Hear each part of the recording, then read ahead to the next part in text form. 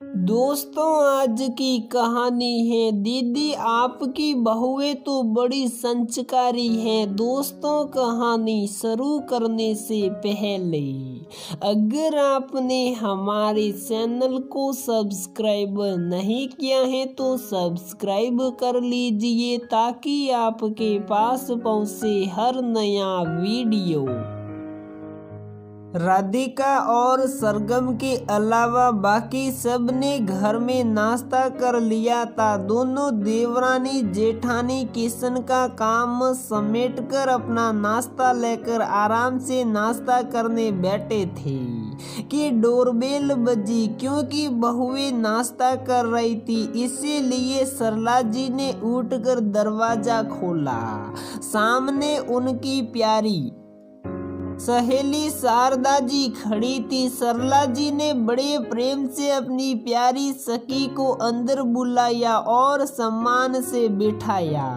बड़ी बहू राधिका ने झट से अपना नाश्ता खत्म किया और शारदा आंटी के लिए चाय नाश्ते का इंतजाम करने रसोई में चली गई। सरला कुछ भी कह ले लेकिन तेरी बहुएं बड़ी संस्कारी हैं, जिसमें बड़ी वाली ने तो अपनी सारी जिम्मेदारियां बखूबी संभाल ली हैं। बड़े अच्छे परिवार से आई हैं, सच में भाग्य से मिलती हैं बहुएं। ये तो तुम बिल्कुल सही कर रही हैं। मेरी दोनों बहुएं एक से बढ़कर एक हैं। अच्छा सुन, तू कह रही थी कि कुछ खास काम है। हाँ सरला, तू तो जानती है कि मेरी बेटी आरुषि शादी के लायक हो गई है और मुझे तेरी बड़ी बहू का भाई बहुत ही अच्छा लगा, तो सोचा क्यों ना तुझसे बात करके देखूं। तो बात चला कर देख, फिर जो होगा देखा जाएगा। जोड़ियां तो वैसे भी ऊपर से ही बनकर आती हैं। अरे शारदा छोड़ ये सब बातें, इन लोगों के बड़े नखरे हैं। पहले भी मेरी ननद की बेटी से बात चलाई थी, सगाई होने वाली थी और ऐन वक्त पर इन लोगों ने मना कर दिया। कहने लगे कि हमारे घर के बड़े कह रहे हैं कि नौकरी ऐसा लड़की नहीं चाहिए। तू बता, जब रिश्ता पक्का कर रहे थे तब क्या ये बात पता नहीं थी जो सगाई के वक्त के नाटक किया? अच्छा, पर बहुत सुलझी हुई है, लगता तू नहीं ऐसा कुछ। अरे शारदा, क्या बताऊं तुझे, खाने के दांत और दिखाने के और एक मुंह से एक लड़कियां दिखाई है, नखरे करते हैं। तू तो रहने दे, फालतू अपनी आयुषी का दिल टूट जाएगा। नाश्ते की प्लेट लेने वापस आई बहू ने सारी बातें सुन ली थी, मगर बिना कुछ कहे सुने अनजान बनकर वहां से किचन में आ गई। लेकिन अपनी जेठानी का उदास चेहरा सरगम ने पढ़ लिया था। क्या हुआ भाभी? सरगम के मुंह से इतना सुनते हैं आंसू की दो बूंदें उसके गाल पर आ गई। सरगम, अगर भाई और संजना का रिश्ता नहीं हो पाया, इसमें मेरे या मेरे परिवार वालों की तो कोई गलती नहीं है ना? तो फिर क्यों माँ जी बार बार उसका ठीकरा मेरे परिवार पर ही फोड़ती हैं? क्योंकि आपने सच्चाई नहीं बताई है। क्यों कर रही हैं ऐसा आप? क्यों किसी और की वजह से आप अपने और अपने परिवार की बेइज्जती करवा रहे हैं? जितनी गलती संजना की है उतनी ही गलती आपकी भी है भाभी। हाँ मैं जानती हूँ, लेकिन मैं नहीं चाहती कि भी बेटी अपने माँ बाप की नजरों में गिर जाए या कोई माँ बाप अपनी बेटी की वजह से किसी और के सामने बेइज्जत हो। तो फिर आप भी अपने आंसू पूछ लीजिए और हिम्मत से काम लीजिए। आप अगर किसी और की इज्जत बचाने की कोशिश कर रही हैं तो ईश्वर सब आप कि लाज रखेगा। इस बात को 2 दिन ही बीते थे कि सरला जी के व्यवहार में अचानक बदलाव दिखा। बहुत उदास हो गई थी वो, मानो मन में कुछ चल रहा है, लेकिन किसी से अपने दिल का हाल नहीं कह पा रही थी।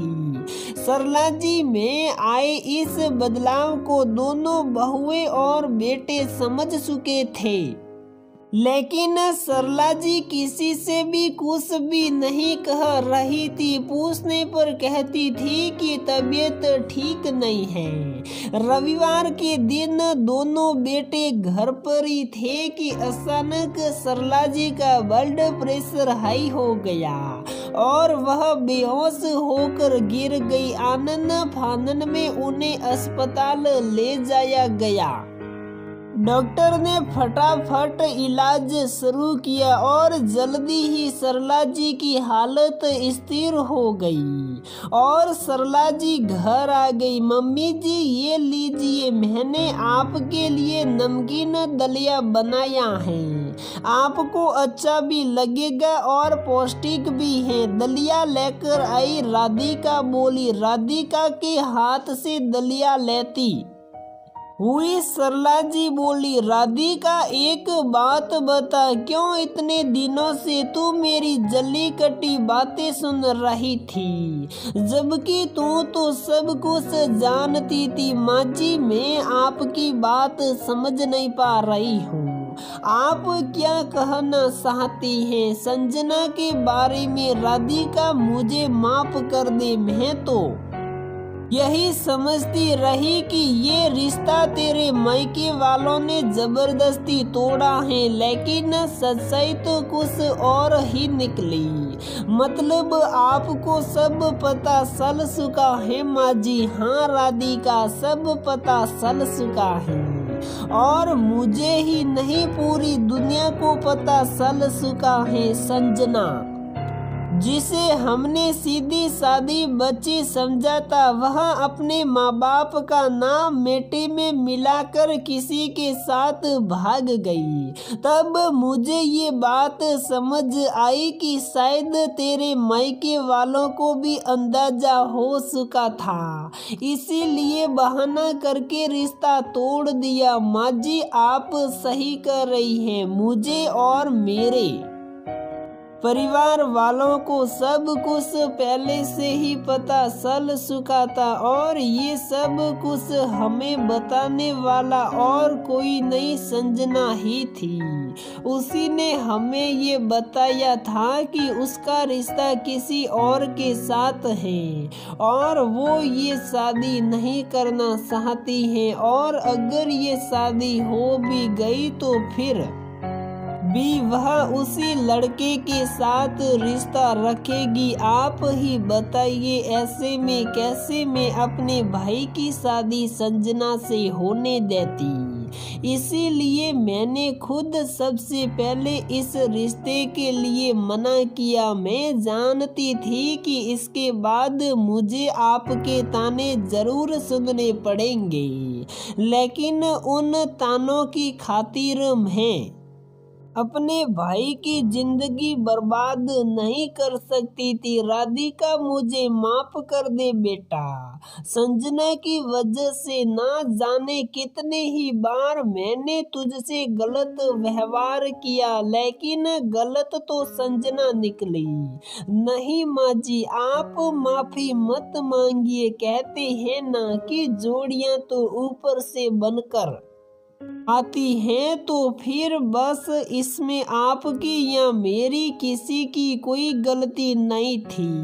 बस आपको ये बात समझ में आ गई कि जो कुछ भी हुआ उसने मेरी या मेरे मायके वालों की कोई गलती नहीं थी। इतना ही मेरे लिए काफी है और आज मैं इस दोष से मुक्त हो गई। दोस्तों कई बार हमने ये देखा है कि कुछ रिश्ते होकर भी अधूरे रह जाते हैं, क्योंकि वह रिश्ते विवाह बंधन तक नहीं पहुंच पाते हैं। किन रिश्तों के टूटने में किसी का कोई कसूर नहीं होता है, लेकिन यदि हम इसमें किसी को कसूरवार मानकर उसे प्रताड़ित करें, ऐसा होना बिल्कुल गलत है।